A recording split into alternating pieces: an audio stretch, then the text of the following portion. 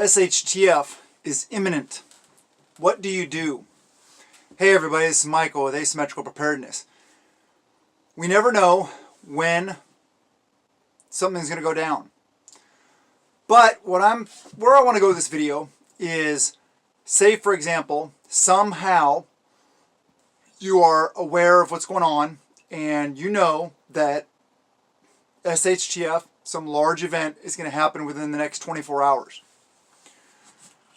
So the scenario is you have 24 hours to prepare for a large event. What do you do? Good question. Some people would say, go to the store, get some last needed things.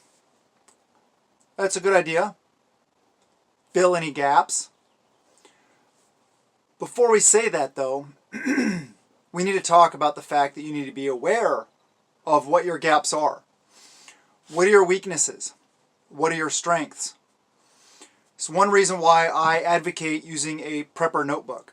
A prepper notebook allows you to look through your preps to identify weak areas more effectively.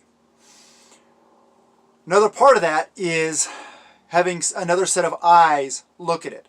Just like when you're looking at trying to solve a problem or fix something or make something, how another fresh set of eyes, another perspective is very valuable. People have different ways of looking at things. So insight from different people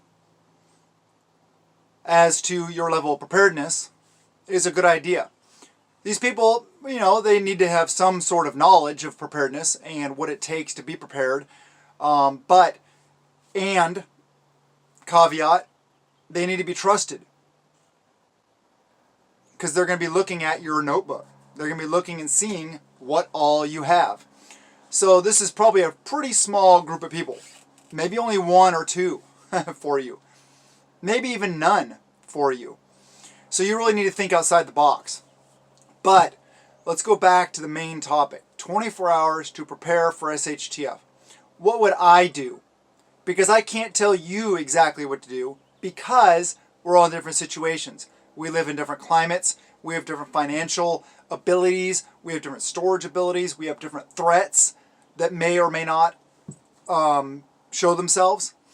Some people live rural. Some people live urban. There's a lot of differences. So, generally speaking, what I would recommend doing is, if you have any glaring gaps, try to get it filled. Try to mitigate those weaknesses. Another thing I would do is I would pre-position supplies in such a manner that allows you to either bug out quickly, meaning loading up your rigs, your trailers, whatever it is you have. I would park them closer to your house. I would also start getting things pre-staged for security. What do I mean by that? I mean things like fencing, barbed wire, razor wire, different things that will provide you privacy, because privacy is part of security. Now, can somebody climb over a privacy fence? Yes, they can. But it helps prevent them from seeing what you're doing at your location. And any security feature, talked about this a bunch on Patreon and on here. Speaking of which, if you want to check out Patreon, links in the description below. It's $1 a month. Lots of exclusive content there. I really cover the stuff that we can't talk about here on YouTube on Patreon. So I feel it's well worth $1 a month. I mean, come on. Yeah. I'm able to speak there without speaking in parables. I can actually have free speech there. But what I want to talk about security is that a lot of people think about fencing. They think about like barbed wire, razor wire, different things like that. What they don't understand is that these are delay features. They're not denial features. Meaning, Anybody can climb over a fence, cut through a fence, go under a fence, pole vault over a fence, climb up a tree, jump over the fence, whatever. You can get over fencing.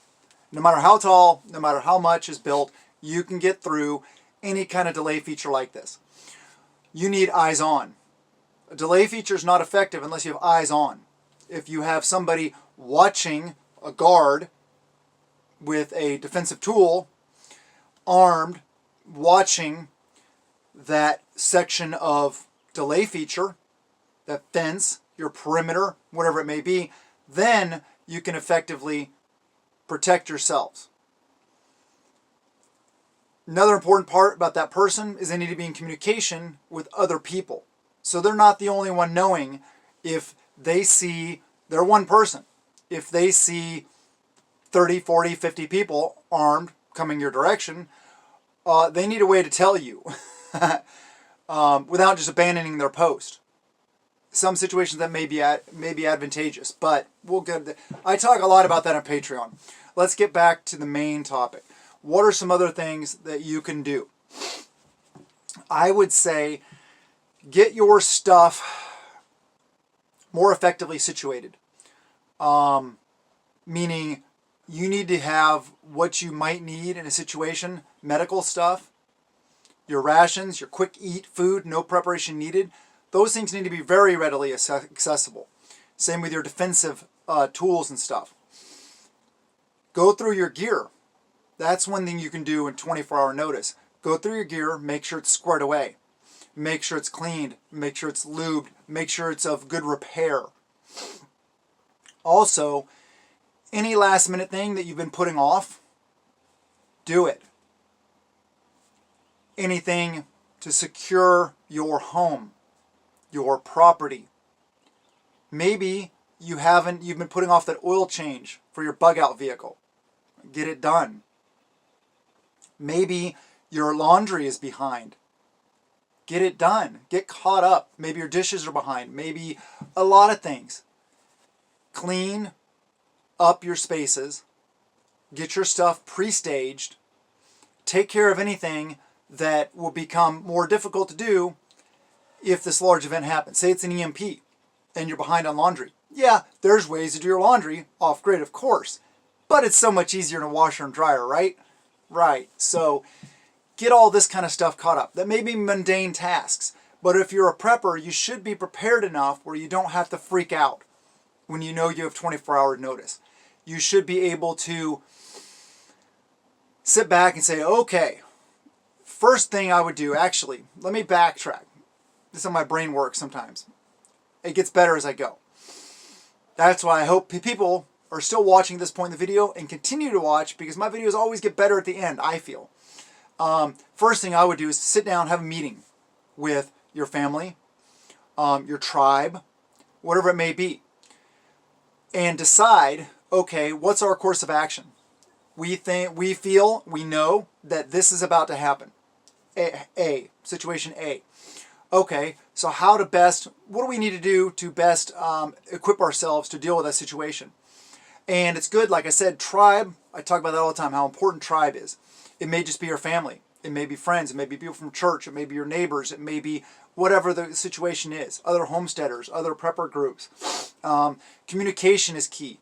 Do a comm check. Make sure your comms are charged. Make sure your batteries are fresh in your flashlights. Make sure everything you need is charged. And start communicating. That's the most important thing. What do other people feel the need to do? And then talk as a group about your course of action. Is it a bug-in situation? Is it a bug-out situation? And that may vary. It may be, say, for me, example for me, maybe we're in a situation where we feel our situation here is untenable. We shouldn't stay here and bug in. It's best for us to bug out. Say we live in town or something like that. Say we have tribe members that live on a homestead, rural. Okay, we don't live in town, but I'm just saying. So we look at that and we're like, okay, well, it's best if we load up everything we can and get it to homestead of tribe member. If you have 24 hours, you could probably make several trips and get quite a bit of supplies, quite a bit of your stuff, your preps, there on site so that you can bug in there. That's a good thing. You may also, if you live in an urban situation in a city and you realize, wow, this situation going down is not going to be a good thing to be in a city. So that 24 hours could be used to bug out. Get all your stuff ready and bug out. Bug out early so you don't have to deal with all the vehicles, all the traffic, all the chaos that will be happening in a large event as far as people trying to get out of that city. So these are some of the things you can do to better prepare yourselves if you know you have a 24-hour window. There's a lot more I could talk about, but like I said, everybody's in different situations.